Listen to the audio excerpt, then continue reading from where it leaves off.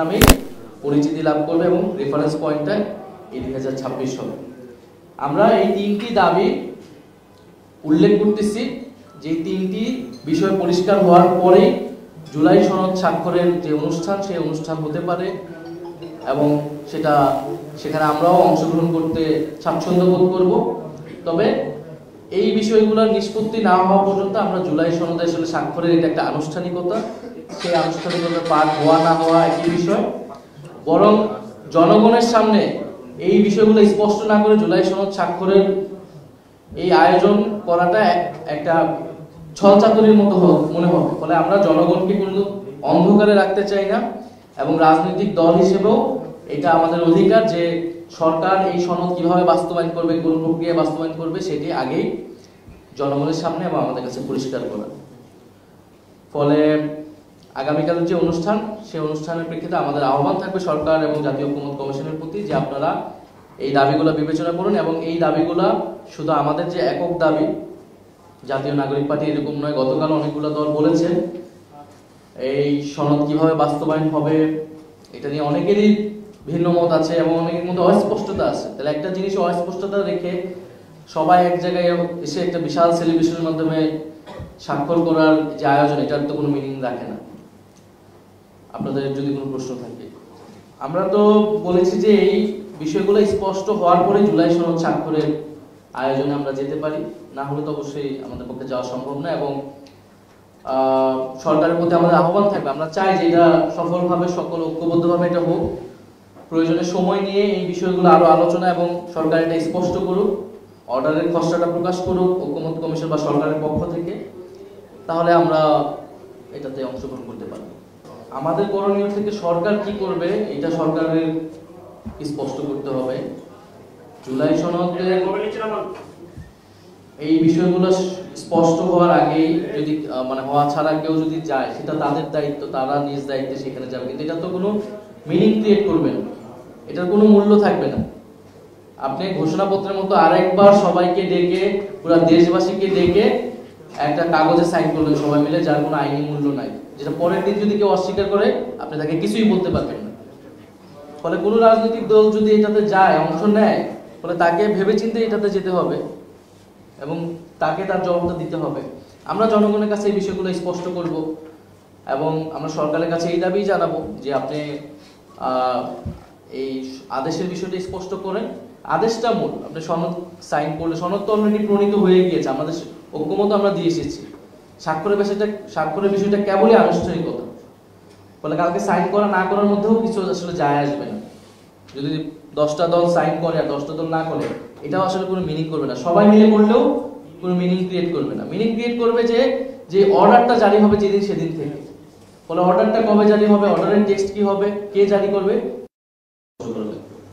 আমি মনে হয় আমার বক্তব্যে এই বিষয়গুলো স্পষ্ট করেছি। জুলাই সনদের ব্যাপারে মোটা দাগে সবাই একটা ঐক্যমতে পৌঁছেছে যে এটা টেক্সট কি হবে, কোন কোন বিষয়ে আমরা পরিবর্তনটা চাচ্ছি। কিছু দল নোট অফ ডিসেন্ট দিল, সবার ভিন্ন মত হয়ে আমরা একটা টেক্সটে পৌঁছেছি।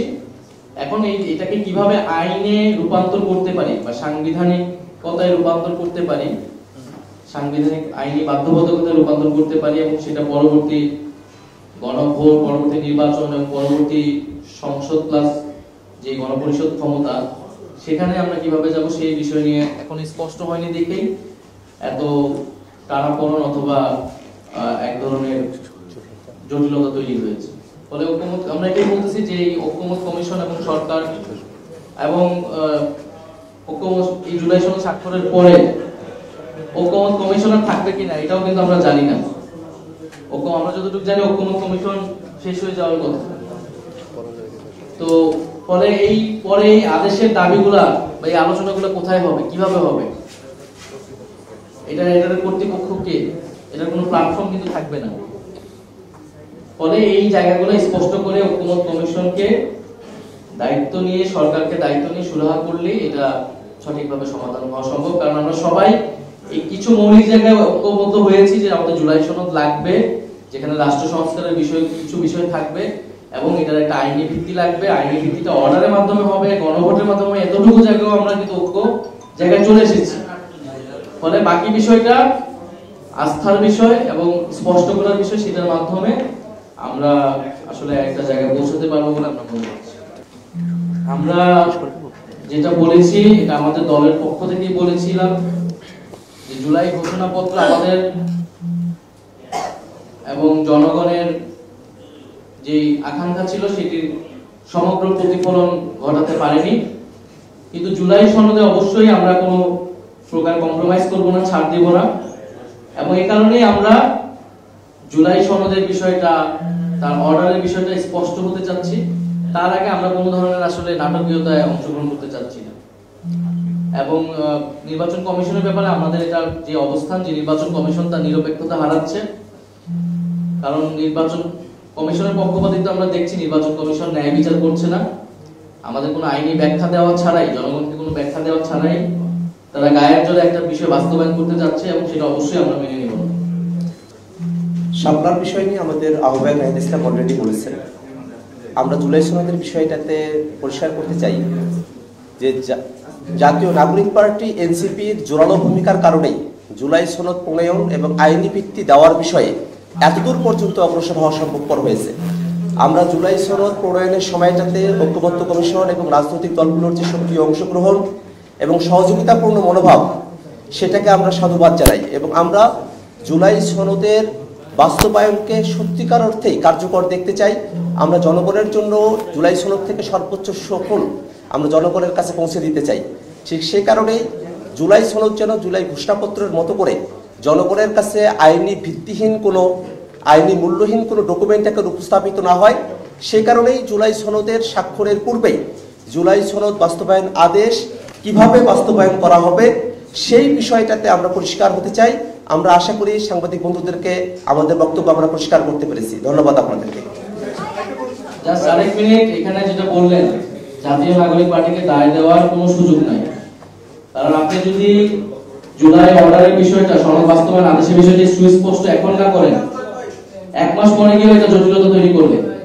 তখন কি রাজনৈতিক দলগুলো বলবে আমরা নির্বাচনে যাব না বা এটা পিছানো। এই কারণে আমরা বলছি আপনি আগে বিষয়টা সুরাহা করেন। আমরা চাই ফেব্রুয়ারির মধ্যে নির্বাচন হতে হবে, ফেব্রুয়ারিতে নির্বাচন হতে হবে। ফেব্রুয়ারিতে নির্বাচনের ব্যাপারে আমাদের দৃঢ় অবস্থান। আমরা নির্বাচনী কার্যক্রম আমাদের যতটুকু আটকে আছে সেটা হচ্ছে নির্বাচন কমিশনের জন্য। তারপরে আমরা আমাদের যে প্রার্থী তালিকা সেটা কিন্তু আমরা বলেছি আমরা এই মাসের মধ্যে সেটা ঘোষণা করব, এবং আমরা আমাদের যে নির্বাচনী কার্যক্রম সেটা শুরু করব। ধন্যবাদ সবাইকে।